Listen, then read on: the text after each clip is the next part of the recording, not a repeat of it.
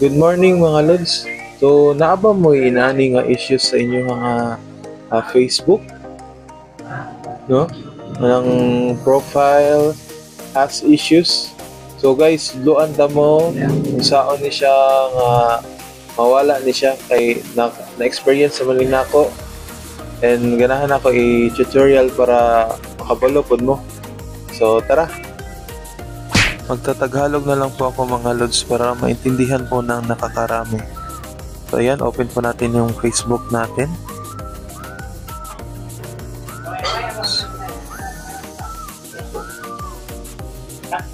So dito po mga lods, click po natin yung profile natin, tapos click professional dashboard.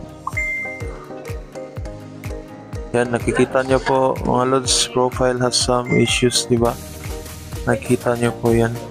I-click nyo po yan, view details, i-click po natin yung view details. Yan, makikita nyo mga lods na actions that we've taken March 1 to 2025. So yan po yung naging issue ko, yung photos na kinuha ko sa Google. Facebook added a notice to your post and move it in lower feed. So naka-aapekto talaga mga lods yung naging issue natin. Gagawin lang natin mga lods, screenshot natin yan, at yan, screenshot din natin yan, yung dalawa. Tapos balik kayo, balik pa mga lods. Yan. Tapos hanapin natin yung small profile mga lods. Balik natin.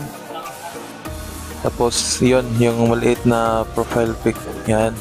Tapos hanapin nyo po yung help and support. Hanapin natin mga lods. Yan. Back tayo. Yan. Help and support. Tapos report a problem. Tapos hintayin natin po na mag-loading po. So mahina po yung internet natin dyan. Tapos click don't include mga loads. Don't include. Yan. Tapos hanapin lang po natin yung anong naging issue natin. So sa akin po is profile. Yan. Click natin profile. Tapos yan na mga loads. Describe the issue. Ano po yung naging issue? So sa akin po, it's photos. Yan. Lagyan ko ng photo. Tsaka i-upload mo yung naging issue mo. Yung in-screenshot natin. Yan. Yung dalawa. Ayan na mga loads. Okay. Tapos, pwede na natin isend yan kay Lolo Mets. So maghintay lang po tayo ng mga ilang araw or maybe hours lang.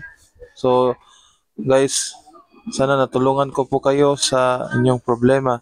Salamat mga lods and God bless.